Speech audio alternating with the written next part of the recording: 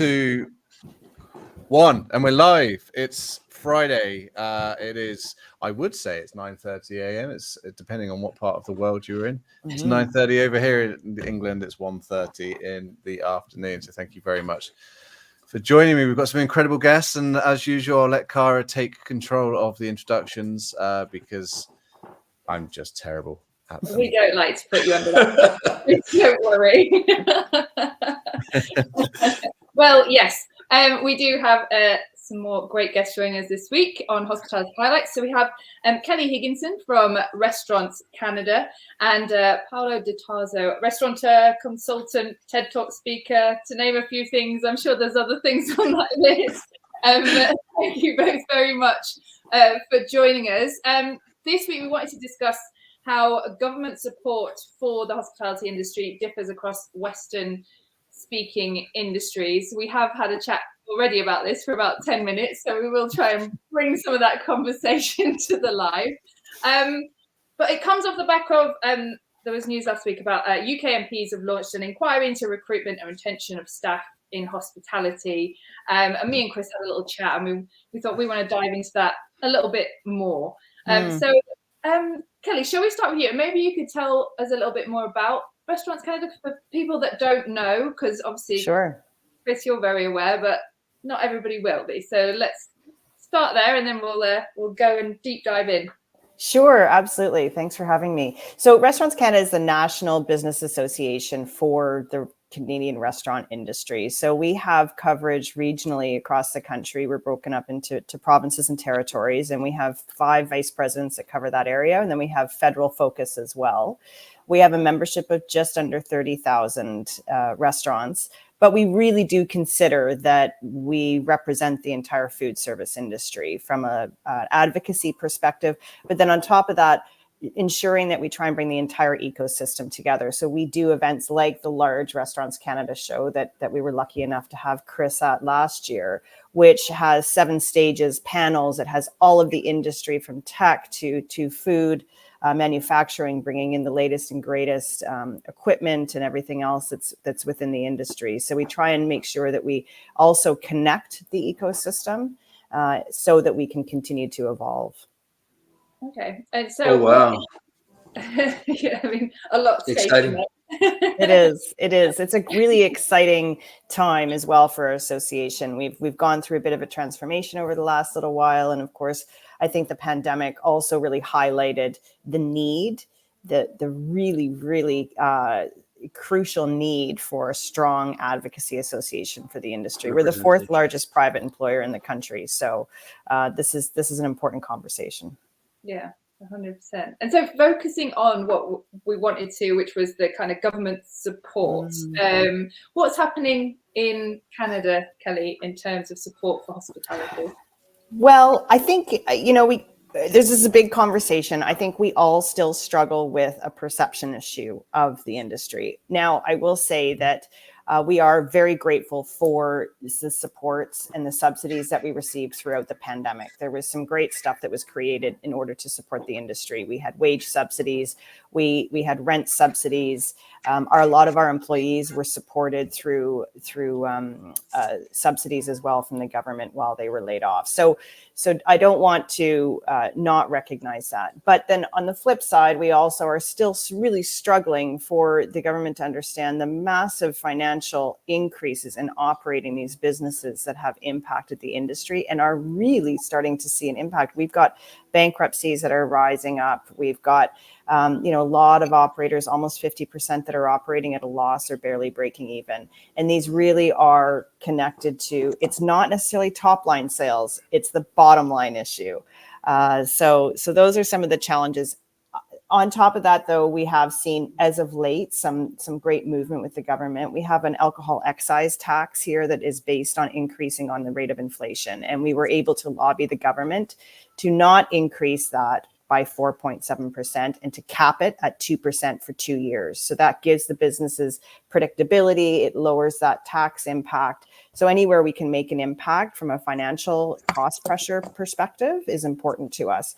We've also just received word that we will be able to get the carbon tax that our industry has been paying out back to the small and medium-sized businesses, which again really will hit the bottom line. And so we're happy to get that financial support back in their pockets. But there's still a long way to go for this government to really understand we're a $114 billion industry in this country. We serve 22 million people a day, fourth largest private employer. And as I like to continually remind them, we are the only industry that touches every single community across this country.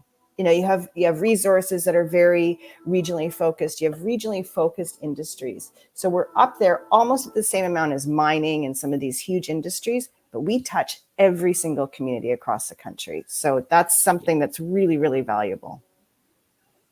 And I'll get off my soapbox before I chew up the whole. Love it. We're all just sat very much listening to you there. Paolo, listening to that, what are your thoughts? Obviously, Go ahead. Look, for me, I want to focus a little bit more in UK because I've been here since 2005. But that just brought, wow, thanks for saying all that. First of all, retention. Let's talk about this. I came here 2005. From 2005, I was lucky enough to work with the best operators in the world and work with Daniel Boulud for 6 years, where I opened Bar Boulud and Mandarin Oriental. The industry was thriving. Restaurants are opening. You have international chefs coming all over the place. It's buzzing. Everything is happening. 2015, I'm ready to open my restaurant, Margot. What happens? Brexit. Now, talking about retention, let's talk about my entire team that after COVID went to Dubai. They went to other countries. So first of all, they were, like myself, I'm born in Brazil, grew up in America, moved to United Kingdom. It was something that it was hard for Europeans to know that they weren't welcome. I'm sorry to bring that up, but I work in an environment with 120 employees, and there's 2 English people, maybe 2 in the front of the house, few in the back of the house. So that, talking about retention, that really makes me mad. That that the government has the courage to talk about that. We are the third largest employer in the country. We're responsible for 159 billion pounds. We pay 54 billion pounds worth of tax. We have 3.5 million people in this vibrant industry. So for me, I've met with MPs, I've talked with a lot of people, and it frustrates me. First of all, have to backtrack a little bit more. It's not in the fabric of this country to serve. It's not really looked at it as, I want to study and then I'm going to, serve people. It's not there. And I think the profession of working front of the house, back of the house, it's incredible. My time, if you work in a period of 12 years, you can go from a busboy to a GM. Now you can shorten that by 6 years. Now it's really attractive. We have a lot of bad things happen in our industry, but a lot of positive things happening and amazing companies, amazing restaurants, amazing hotel. So for me, I've noticed that the problem, in my personal view, is that we have, it's always with the government. I mean, and unfortunately, we had Brexit, then we hit by COVID, then we had a Ukraine war. So now we have an industry that's been demolished completely. And now the government needs to read the stats that I just read to you and go, how can we embrace this? Because coming to London as a visitor, you stay in a hotel, you eat breakfast, you go out to lunch, you go out to dinner, you go to the West End to watch a show. Most likely you're going to go to the bar, have a glass of wine. Everything is hospitality, period. Yeah. Everything you do. So now a city that's incredible, and I love the city and this country so much. I just feel that we need support, and the support in the things that you're doing in Canada, amazing to you. But I don't usually like to get involved in this section because for me it's frustrating. So from my conversation with this MPs was like, it's always transport, No, it shouldn't be transport first. It should be doctors and nurses. Then it should be teachers. And then it's transport always, because they stop everything from us going to work. And then hospitality comes in the bottom. And then service charge was, this, Kris, was on the surface for a while there. Back in a few years ago, we were actually focusing because a lot of businesses were taking actually that money that it belongs to the employee, they were using for something else. So, all three of you know all this. So it's really frustrating to me. And sorry about I got a little passionate about that, but we need help in a lot of ways. And you look at rents. Balthazar spending £1 million for rent in Covent Garden. You're looking at business rates. You look at vet. It needs to be. This is something that was created how long ago? Let's work on this because it's not working. Yeah, VAT is a big hot topic, and not just UK hospitality as a body in the UK, but also there's a lot of other different steering groups are not letting it drop, and I believe, I'm confident that there will be respite for hospitality in the next 2 years. But I mean, have you had anything similar, Kelly, yourself in Canada in terms of being able to get? You mentioned the 2% set on liquor tax, but has there been any major shifts in government policy when it comes down to general business taxes? So it's an ongoing conversation for sure. I think one of the areas that we've made some headway is in some of our provinces, we're getting some wholesale liquor pricing, which is obviously very helpful for the industry to be able to buy at a cost that is less than the general public. But we still pay almost the same as everyone else. And I mean, we're huge buyers of this product. So, and from a tax perspective, again, that's really where we're targeting is the government has got to understand the implications of higher taxes on our industry, because then that just continually adds on, and then we have to add it on to the guest check, and then there's the sticker shock, and we have people with less discretionary spending. So it's around and around it goes.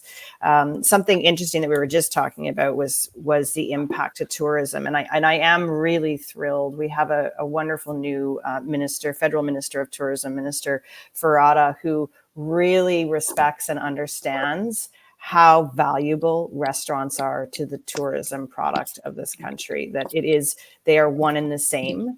As we've talked about regularly, is that we're not going to have people go and see a waterfall if they can't get a sandwich and a coffee. I mean, they're just not going to. We're a huge country, so on top of wonderful dining experiences and all of the other things that we bring to tourism, but at the same time, people need to eat when they're going to travel around our huge country. So we are a big part of that, and we do see her championing that for us. Another thing that's happened. Oh, sorry, go ahead, Kris. I was just going to say, well, we funny enough, last week had news that the government ministers are going to start to look at finally the recruitment crisis and the difficulty that we have in retaining talent within our sector. I mean, God knows what that consultation period looks like in terms of time frame and what the information comes out at, but especially during a change of government as well. But it's going to be a 20-minute briefing. Oh, yeah, yes, let's go. Okay. It's always what they do with it, right? Does it end up somewhere, or does it end up on a shelf getting dusty with a lot of other things? And this conversation around retention is interesting to me. And one of the areas that I commend our current government in the last 2 years has been their commitment to immigration. Because there's a lot of people that have this perception that we couldn't hire people anymore, and that there was still this huge, vast amount of people that were looking for jobs. That's just not the reality. That there was those people out there. The youth, there is less people having children. And that started to impact our industry 10 years ago. And then within the smaller pool of the youth that we are able to tap into, far fewer of them are actually working at the young age that a lot of us may have started at, working in restaurants. So that dramatically impacts our ability to attract people to the industry. So where we've seen a great commitment has been in immigration. And we are one of the most open countries from an immigration perspective. But the wonderful and beautiful thing that we've seen happen from that is that over the last 10 years, as we've had more newcomers come into the industry, we now have an industry that over 50% of operations are owned and operated by people who came here as newcomers. So now it's this full cycle of giving back, and it's really important. But I have a solution. I mean, it's really simple. Commonwealth. We can give visas to you guys and visas to Australia and get everybody on board. Yeah. We need to give visas. The Chinese are shopping in Paris. Why? Yeah. Because of the VAT. Yeah. They don't come here anymore. If the Americans are not coming, we're in trouble. So it's so many things that are important to our economy. Investment doesn't want. I know investors that are asking me, I don't want to go there because of the crime. We have like a crime problem with stabbing and knife. That needs to be fixed, and nothing is done about it. So that Commonwealth, if you give visas, you give, you go through a process, make sure they're legit, everything is working perfectly, and you can fill this place up. And get young well, it people also to brings a work lot of great vibrancy, right? I mean, it's incredible. What's amazing, by me becoming a British citizen, and I had studied so much. One of the amazing things about this country is that they have always been so generous about letting everybody in. And always, it's been part of the fabric. So now there's a lot of ways that we can do that and give a certain amount of visa and education, training, and we're only going to be better for it because people from all over the world visit London, and if they start coming here and the hotel is poor and the food is poor and service is poor, they're just going to go somewhere else. It's there was a talk yesterday at a summit I was on by I'm gonna mess up the pronunciation of her surname, so I apologize in advance. Marta Mendiondo, who's the head of immigration at a company called RWK Goodman, and she was talking about the immigration changes that have happened or are happening currently in the UK. So Kelly, over here, they've put the minimum wage that you can pay someone who's coming to work in this country. They've put it up to £38,500, which as a base level for perhaps junior levels is really, really, like, I mean, it's over competitive. It's really, really high. On top of that, the immigration costs that it takes to get someone to work in the country now, we're talking like £6,000, £7,000, £8,000 per person. Now that either gets paid by the individual or it gets paid by the business, and you have to pay it up front as well. So like if they just they're putting a lot of roadblocks in here, right? But Kris, you're not getting this people. We have licenses in order to get that. You are getting someone that is management level, executive chef, and you got to prove that why is this guy better than the guy that I have here? So the process is just, it's insane. And how difficult it is, how much it costs. And by the time you're done with all the emails and doing this, it's really difficult. With Bar Baloo, I was very fortunate because of Daniel Baloo, 23 restaurants and Mandarin Oriental. I moved people all over the place. So they're working with me. The retention was 86%. Okay, I'm Apollo. I've been here for 2 years. I'm ready to travel. Can you send me somewhere? Okay, do you want to work for Daniel Baloo or do you want to work for Mandarin? Okay, where you want to be? And then you put it, them together and send a few emails. Next thing you see, we were able to send people all over the place. And I mean, the world is so small now. You develop and you gain so much from having that. Different people from all over the place. Diversity is beautiful, and in a city like London, it doesn't make any sense, to not have an easy process. And also, let me be honest here, the government makes a lot of money by allowing that to happen.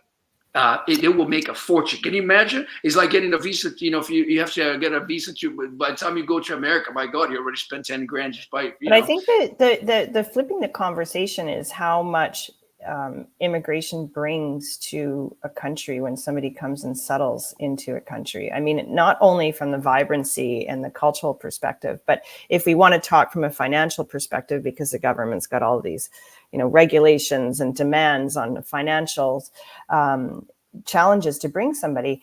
I actually believe strongly, and I know people will debate with me on this, but it is one of the reasons that Canada didn't fall into a recession in the last 2 years, is because we had huge levels of immigration. These people are investing in their new life.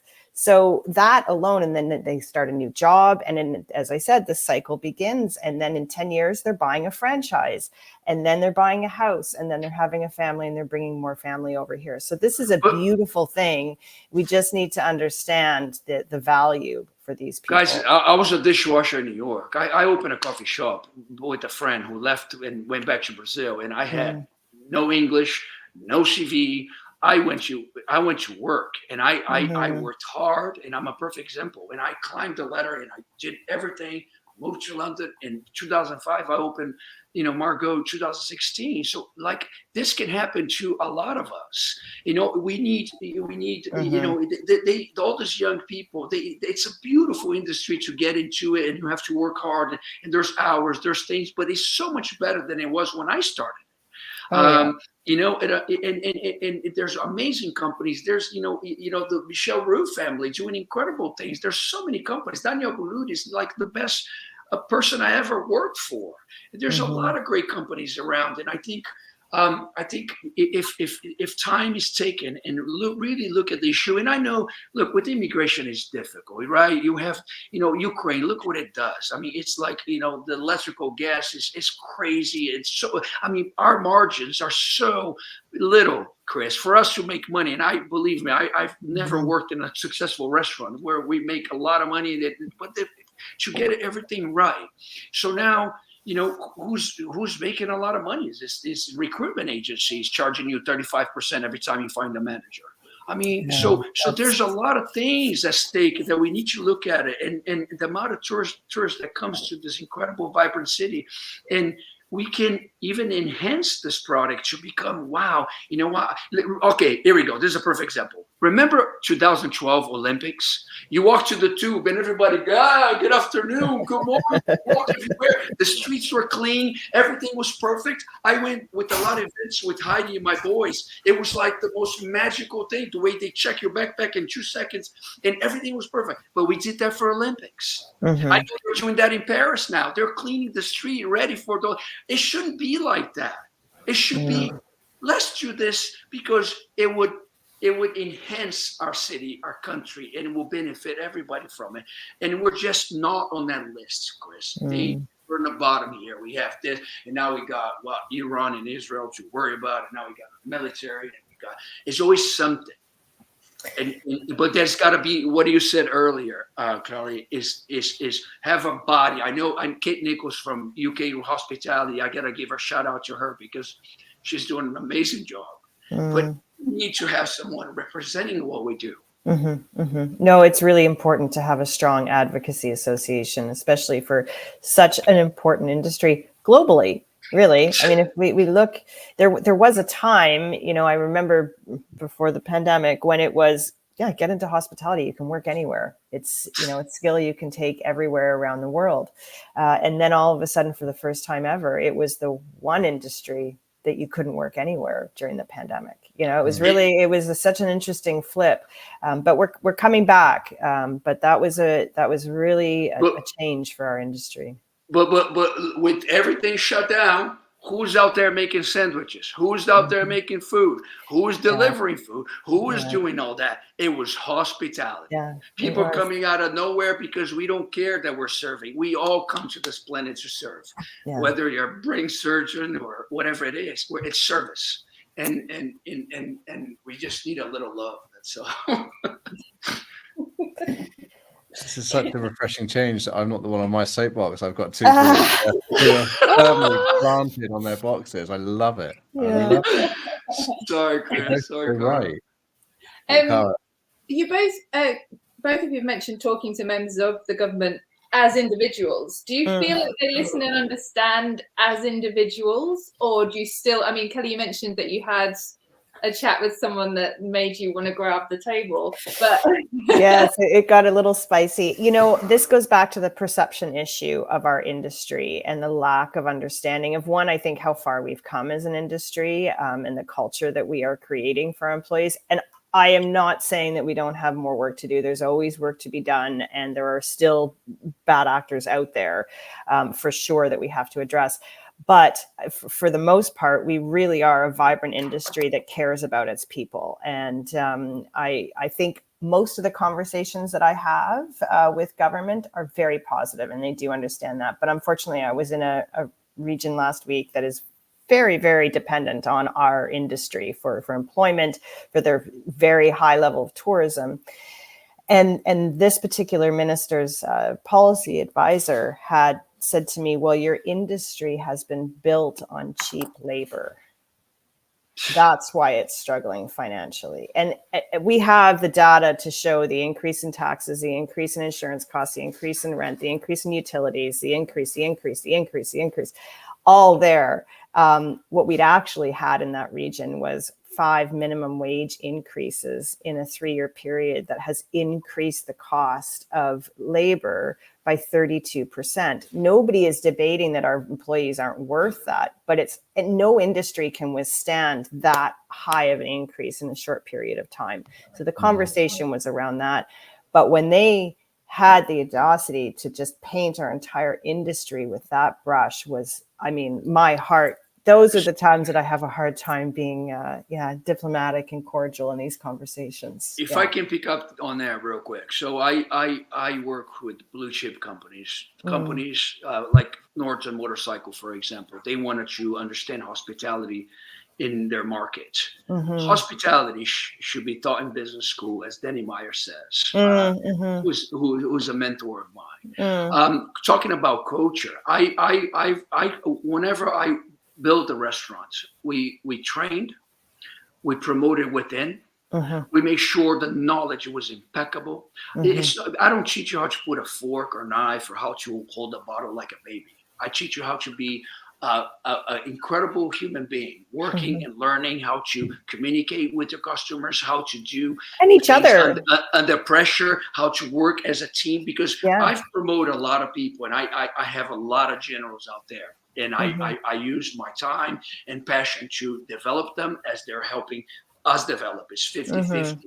And there's so many young, bright people out there. And it's a job that to me came by accident, but I know in America, a lot of, LA, places that I work in New York or Boston, where you have Harvard students, second year of law, working at nighttime as a waiter. And there's not that you be ashamed of. So I think we create cultures, we teach, we train, we do a lot of great things for this industry. And look, Kris, you know this. If you want to be a hotelier, become a restaurateur, you go to Switzerland, you go to Italy, you go to France, you go to Spain. You don't come to England. How can we be the best and not have a school here to train all these young, vibrant people that really want to come to London? How can we not? I know some of our kitchens that we trained as young students is like from 1970. It's so it's interesting. It's like, well, and I'm sure they're trying, but why can we get the money from the government and create a 5-story building that educates chefs, front of the house, give them a diploma, and put them in a place to work? I can put anybody anywhere. It would take me 2 hours, and I can place you in one of the best restaurants in the world. I think the difficulty that we have over here in the UK is that there's no joint approach for education. We have so Kelly, over here we were reforming our college education format, so we're moving over to a new type of qualification called T qualifications, but it was due to roll out I think last year, and it's just been scrapped, postponed. Something's happened with it. All of this consultation phase, all of this time. It's shocking to me that the colleges, I mean, we are really lucky in that area. We have some incredible hospitality colleges across the country. It's really amazing, and their programs are full, which is great to hear. That really brings us a lot of optimism. And we should. I mean, it's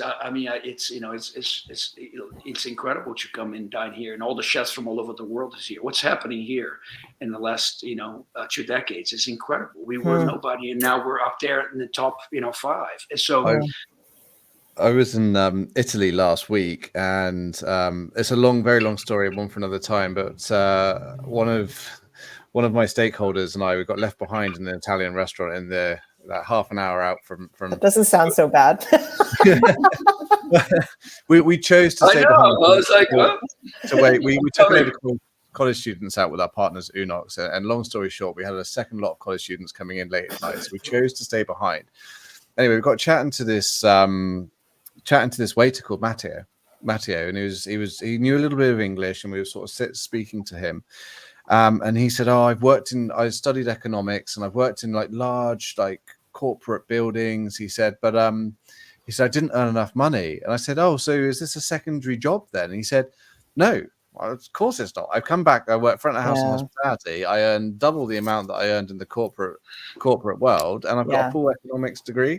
And I was like, "Oh, you wouldn't necessarily find that in the UK or other." Yeah, and that's interesting. I remember back when I was in the industry in one of the larger establishments that we had, the diplomas and the specialties that people had. We had botanists, we had people that had their masters in economics. We had people that, I mean, that story was just common. It was amazing, but they were in hospitality and they were raising their family and investing in homes, and and that was their career. It was really incredible. And I do say to a lot of operators now that we were lucky enough to have that environment because we offered benefits to all of our employees, and that gave them just that extra little bit of stability. They could provide benefits for their children, and they made a really good living.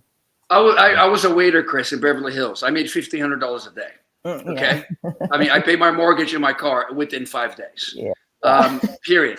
So you can make a lot of money, and it's like you can make money, you can have fun, you can learn about how to read. It's a university for kids because you're dealing with all kinds of people that are teaching you things all the time, how to really struggle and become the best version of yourself. It's if you want to do it, it's out there.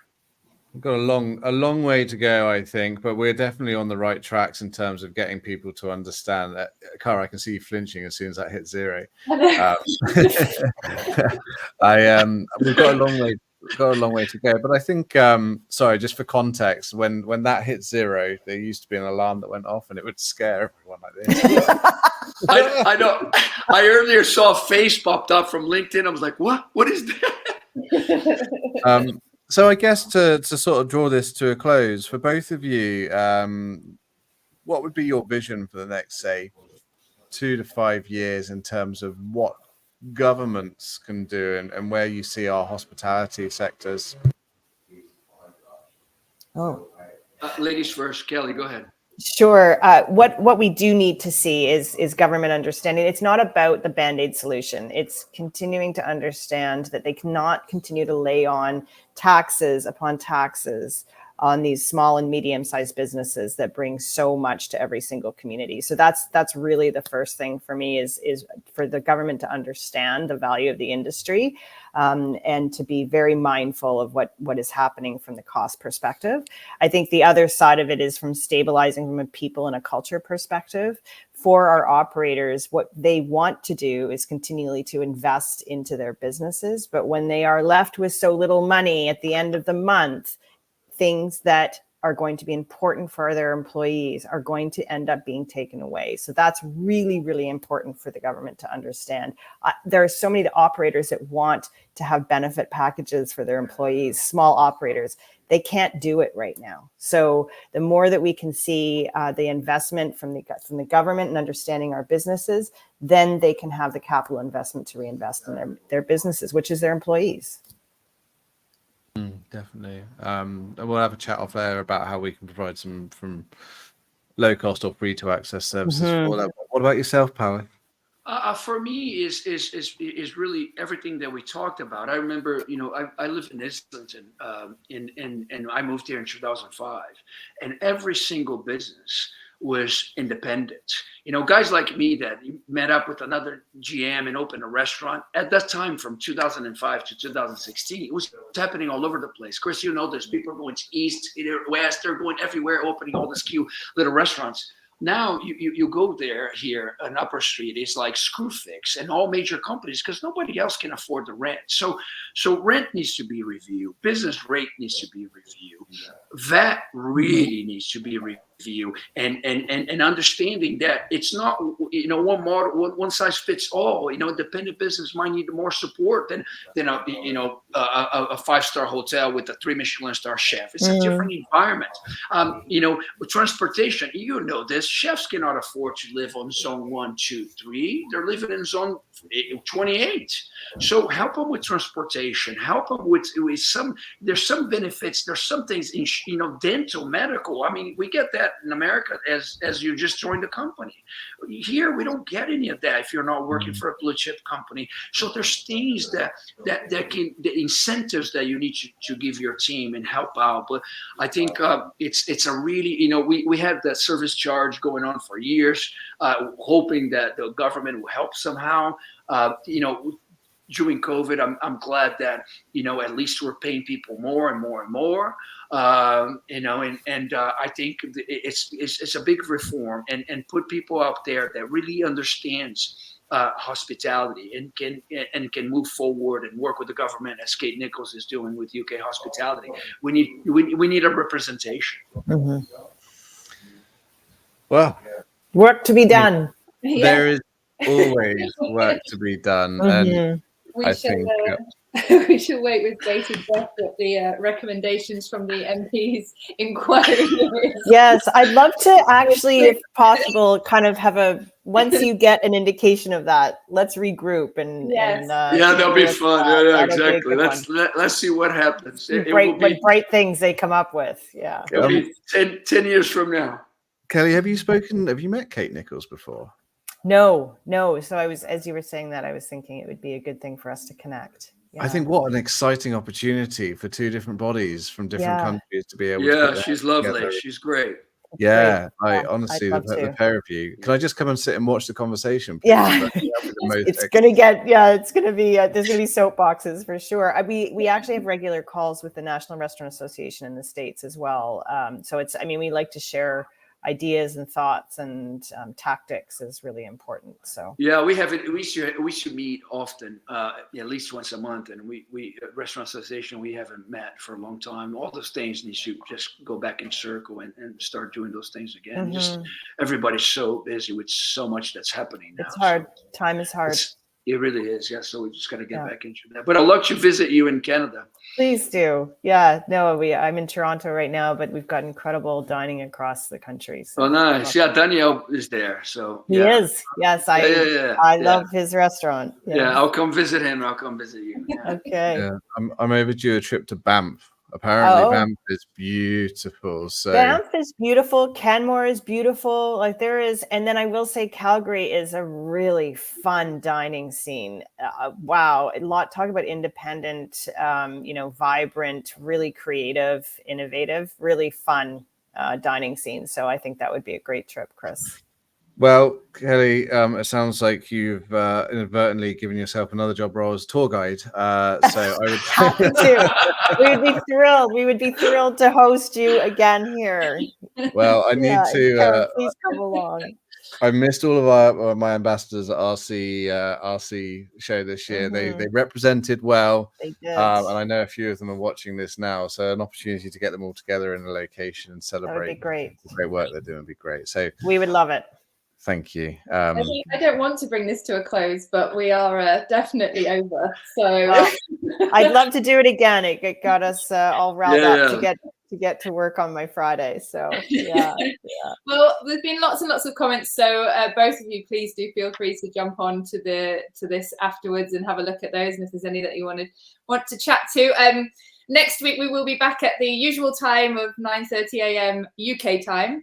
So that's if you keep an eye out for that one. We're going to be joined by Adam Degg, who you may have seen on this year's Great British Menu. He's about to launch a immersive, new, exciting restaurant called 52 at Reading Park. And then James Knight Pacheco, he's also been on TV. He took part in Raymond Blanc's The Restaurant many years ago. And he's now based in Dubai, has his own consultancy firm and podcast. So they are our guests for next week. And we look forward to welcoming you all back again for hopefully another exciting debate as today, because that was very passionate. Yeah. All right. Thank you so much. Thank you very much, and keep up the wonderful job you guys are doing. Please do. Thanks for having me. Great work. Yeah, thank you. Pleasure Thank meeting you, you. Kelly. Bye-bye. Bye.